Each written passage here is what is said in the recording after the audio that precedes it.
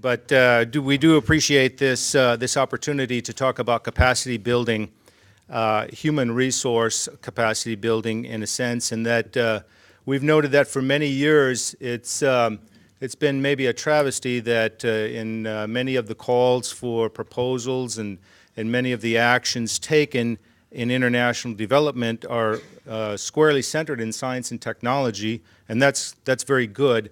But normally education and extension and outreach are not more than a footnote, which is bad.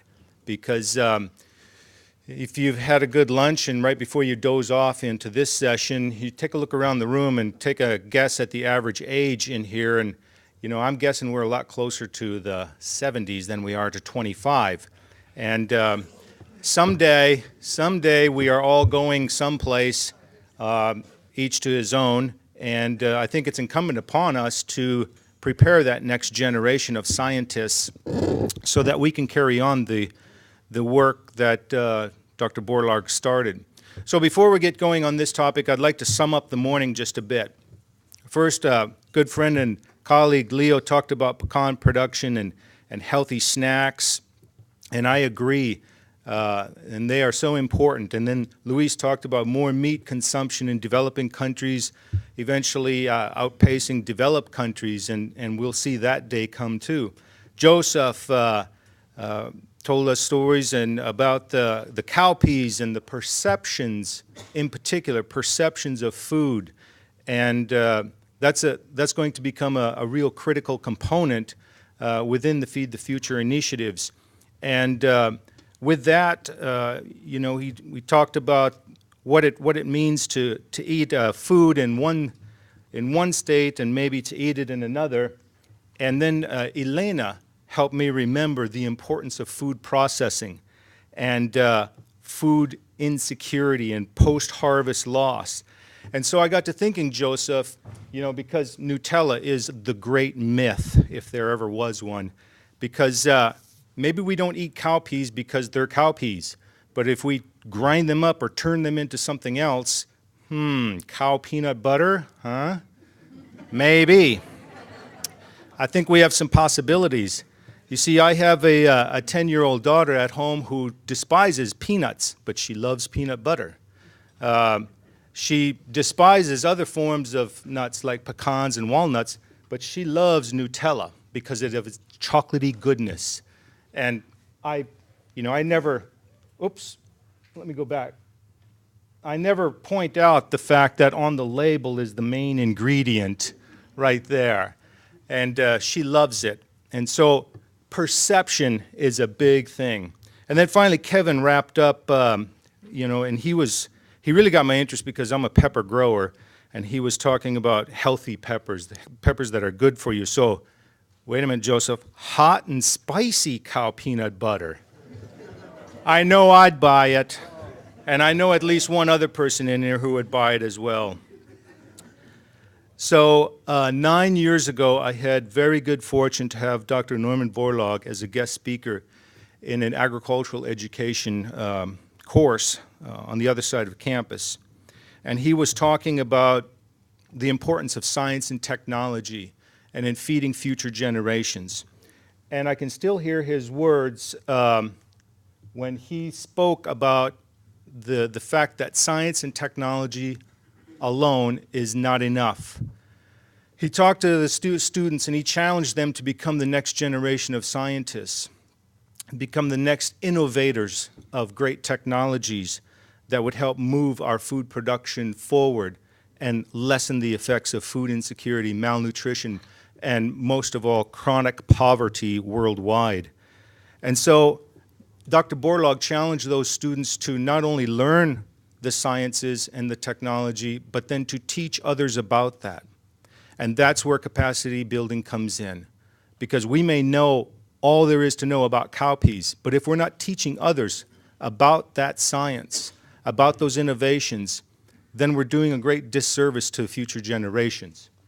So we've had some good fortune in the Department of Agricultural Leadership, Education, and Communications in that we've been partnering with the Borlaug Institute and with others on campus in several projects, and We're going to highlight a few examples this afternoon. But primarily, we wanted to point out that human capacity building really starts with listening skills.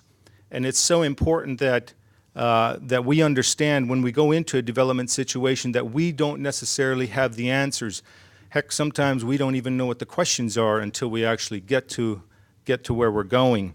And I think that's a very important part of the process, is clearly identifying what our societal needs and what our community needs and even local farmer needs, because they may differ at each of those different levels. And then through those listening sessions and through those collaborative meetings, there is a sense of trust that begins to emerge. And I don't think that any project in particular can have much success if there isn't some network building, some real trust relationships. And that takes time. And that takes breaking of the bread and maybe a bowl of cowpeas, or I don't know, how do you serve it? but it takes that sharing of food and time together to be able to build trust in each other. And then through those trust building sessions early on, we might gain a deeper understanding of the science and technology impacts at that local level. And I'm a firm believer that most all long-term development is more sustainable when it's treated at the local level first.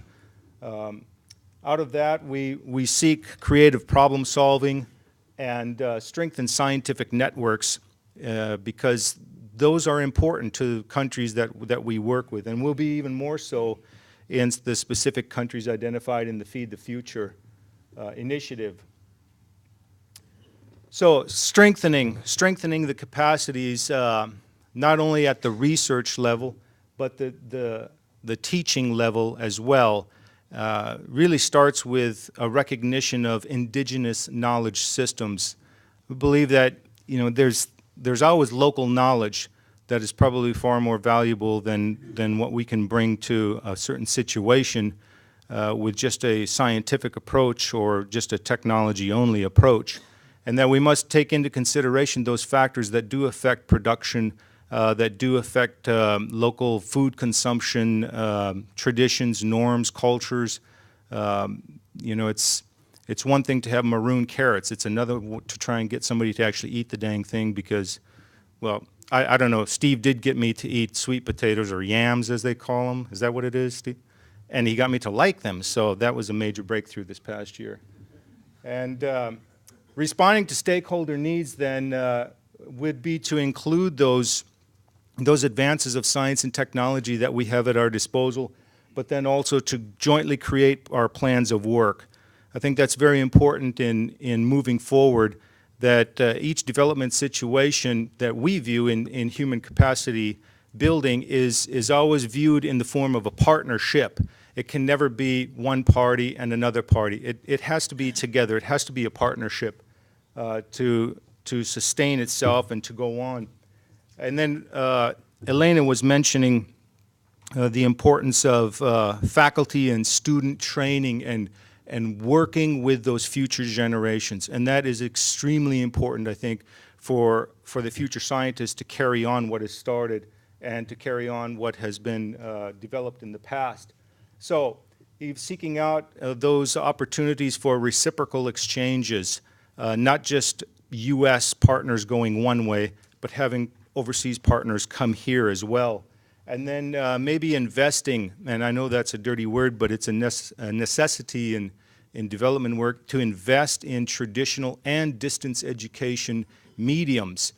We have great technologies nowadays where we can meet with others anywhere on Earth, and we can do that virtually. It doesn't necessarily require a plane ticket every single time. Maybe it requires a person-to-person contact in the initial stages to build that trust, but after that, we can seek other mediums that are much more cost-effective. And then finally, sort of a personal perspective is to help other countries, and it's mostly on our part, avoid a brain drain effect. And that is, yes, work with their bright stars, their upcoming stars in science and technology, but then encourage those people to also return to their home countries. So one case study in particular that we're working with right now is with the National Agrarian University in La Molina in Lima, Peru, and it's sponsored through AID and the Foreign Ag Service, and it is to strengthen faculty members' teaching research capacities. And so we've been working on collaborative workshops, in-person workshops, as well as distance education technologies. And so sometimes capacity building happens in the field, as we have found out, but other times, more often, it's in a classroom. But it's always working together, and it's building on those relationships. It's developing strong listening skills and valuing the input from all parties. We know that to be true because as we have taught different sessions at La Molina, we've gained trust in both in formal and informal settings, and we've been able to make significant progress in the work, not only in the teaching and in the classroom, but also within the research methodologies being used in the laboratories. And again, of primary importance to us is the education, training, and skill development of future generations, as these students are doing at La Molina. In this human capacity building, one of the things that we say is that the social sciences can bring a set of tools in a toolbox, as well as the technical and technological and more biological and physical science skills. And so I want to just give you one example, maybe where we need to start, not try to go through all the tools that we might bring to the party, but just to say that one of the steps in this program building kinds of process and in human capacity building is in needs assessment, assessing needs, and Gary mentioned that as well. I won't read all of those out to you, but you can see that here is a set of tools that we're all familiar with, but we may not be journeyman technicians at employing them, just like I might be familiar with open pollination or closed pollination or flavonoids or whatever the case may be. I can carry the words, but I don't know the melody. Dr. Shin, is that the way we would say it, I guess? And we think that some of these kinds of skills are what are important, another set of skills that are important for capacity building. Let's look at one particular one of those, and I'll hone into the one message that I want to leave with us. The steps in using face-to-face interviews. Identify with the counterparts, who our stakeholders are, who our clients are, who our customers are. Determine what it is that you want to find out. Again, you can read those. Those are the steps that we would take in employing in using that tool. Gary mentioned, and I want to reiterate that importance of listening intently, and then there are some other components that we do. Here is the real crux of the one message that I wanted to leave, and that is that in the needs assessment and in whatever work that we do, it's important for us to build relationships. In the U.S., in our culture, tasks tend to be more important than relationships. In much of the rest of the world, in my experience, it's the other way around, that relationships need to be built first before we worry about tasks. And so I would urge us to consider that. So take the time to build those relationships. It'll save you money in the long run.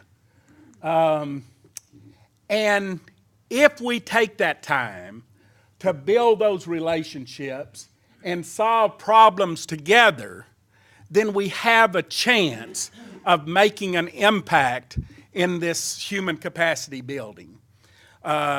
This is, I've got to thank my colleague, Dr. Glenn Shin, for taking this picture. It took him, my camera, he was using my camera, and it kind of focused each time, so I got about 20 kisses from this little girl, Ed. It was wonderful. I needed a grandbaby fix in doing this. And let me tell you the rest of the story. One of our colleagues in this activity said, "Man, Briars, you shouldn't be doing that with an Iraqi female." And I had to admit to myself, I kind of did that. That was for me.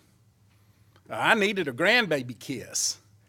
And her dad came, Sheikh Mahmoud, and we had our meeting with him. Good meetings, multiple meetings.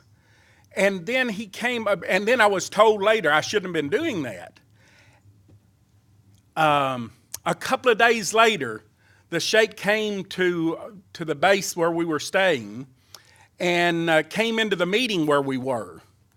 And I was about here talking with another Iraqi with an interpreter, and here came the Sheikh, and he made a beeline toward me. And I thought, ooh, this ain't going to be pretty. And he came right to me, and his first words were, after our brief saying hello again, he said, I said, "Oh, it's so good to see you. How is my friend Nura doing?" And he said, "Oh, she was very sad after you left." And I thought, oh my goodness, here it comes now. He's going to tell me what I shouldn't have done. His words were, and I asked him, I said, "Well, she was a beautiful young lady." I said, "Why was she sad?" "She wanted you to stay for dinner." Okay, she wanted you to stay for dinner. I wanted to tell the guy who had told me that, it was okay. My point is that we built relationships. We built relationships with Iraqi farmers during a time of war, and those relationships still exist.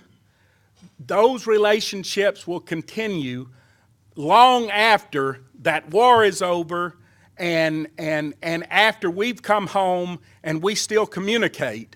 Certain Iraqis still communicate with us because of the relationships that we built. So in human capacity building, think of the science that you're going to exchange. Think of what you're going to learn. Think of what you're going to take away from it. I took away some grandbaby hugs. And know that you're going to help that country and that situation and that farmer, but you might help yourself just as much if you build relationships at the same time you're building science.